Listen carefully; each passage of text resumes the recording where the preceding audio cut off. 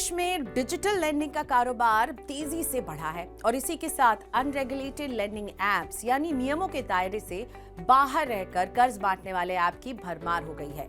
कई भोले भाले लोग ऐसे ऐप्स के चक्कर में फंस चुके हैं। लेंडिंग एप्स के शिकार कुछ लोगों के सुसाइड करने तक की खबरें बीते दिनों हमने सुनी हैं।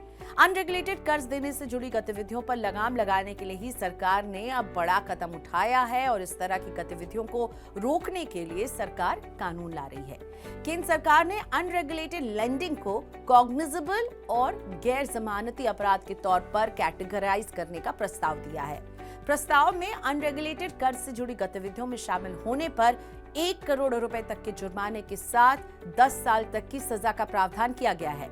वित्त मंत्रालय ने banning of unregulated lending activities यानी बुला विधेयक के मसौदे पर स्टेक होल्डर से फीडबैक मांगा है।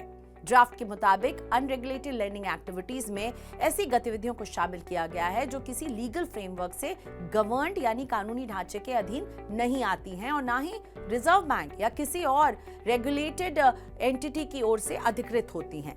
बिना आरबीआई के रेगुलेशन के दायरे में आए कर्ज बांटने वाले लोगों और कंपनियों के ऊपर इसका असर होगा। तो आसान भाषा में अगर इसे मैं समझाऊं तो ये प्रस्ताव उन व्यक्तियों और कंपनियों की पब्लिक लेंडिंग यानी आम लोगों को कर्ज बांटने की जुड़ी गतिविधियों पर रोक लगाता है जो कानून या आरबीआई समेत किसी और रेगुलेटर द्वारा रजिस्टर्ड नहीं है।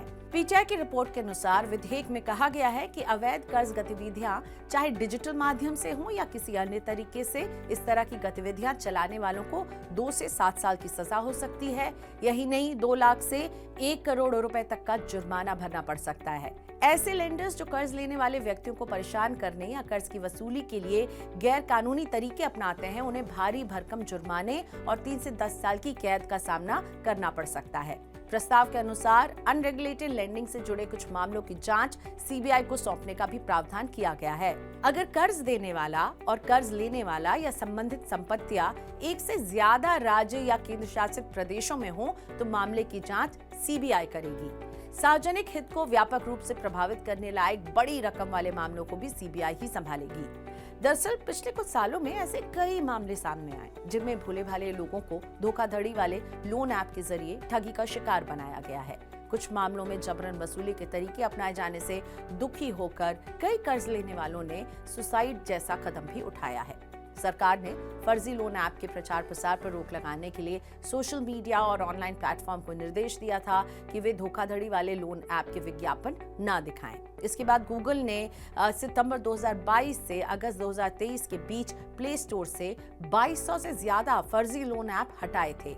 अनरेगुलेटेड लेंडिंग पर सरकार के इस सख्त प्रस्ताव का असर ब्याज पर पैसा बांटने वाले सूदखोरों पर पड़ेगा और इस तरह की गतिविधियों को रोकने में मदद भी मिलेगी।